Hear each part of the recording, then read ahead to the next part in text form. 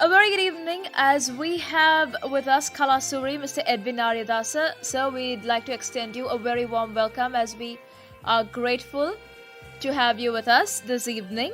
I have a few questions that I'd like to bring forward. The first would be, can you explain how do you see the 72nd independence that we'll be celebrating in the coming week?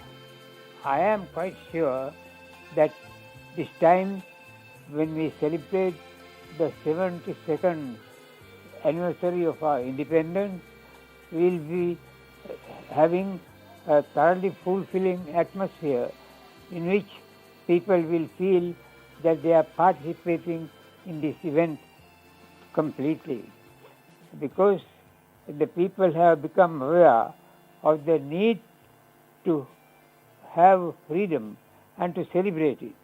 Much more than at any other time, they value freedom. So, in this instance, in the current anniversary, there will be greater human participation and engrossed and engaged participation by people. They will want to make the best possible achievements during this Independence Day. Indeed, sir. Thank you very much. And sir, also would like to ask you, can you describe or tell us a little bit about the history of independence in Sri Lanka? Now, Sri Lanka is one of the most outstanding countries in the world. Although by size it is a small citadel, but in terms of world history, it has a unique place. We are the only country with a written record of our history. We have in the whole world a written chronicle of our history, and it is in three parts: Mahavansa, Chulavansa Part 1, Chulavansa Part 2. No other country in the world can claim such an achievement. So therefore, by itself, we have been very conscious of history and the way history passes. Indeed, sir. Also, we'd like to ask you, do you think by far we have achieved our goals as a country after gaining the independence? During the days of independence, during the period of independence, we have achieved quite a lot in terms of what we wanted. For one thing, we have been able to establish very valuable international relations. We have become a member of the United Nations. We have become an important country in the whole of Asia, and our country is looked at as an ideal island, the model of which could help a large number of other countries. Also, sir, how do you think that we can secure the independence that we've gained as a country so far? Now, long years ago, someone said that Sri Lanka is a backward nation, which is totally different. And there was also internal dissensions in the Kandyan period among the chieftains.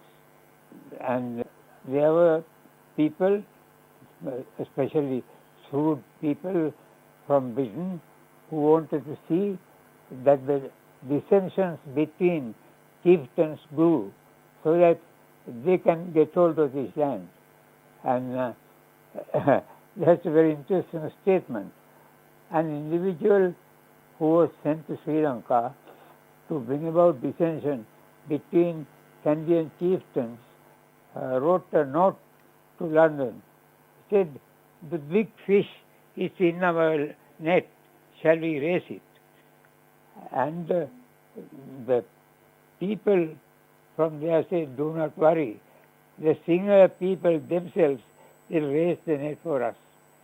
That was the kind of attitude at one time people had towards our ruler, our last ruler. But with all that, since our independence in 1948, we have been able to create a nation about which we can be proud, as a proud community of people in the whole of Asia and the whole world. That is absolutely very true, sir. And also, as a concluding remark, is there any message that you'd like to give for this 72nd independence that we are Yes, yes. commemorating? I have a very special thing to say. We have pageantry, we have various parades, we have various ceremonies to mark independence. But all those matter, making people aware of the independence we have won. But there is something much more important than that. There must be an attempt on the part of authorities to get the young people understand the history through which we traveled.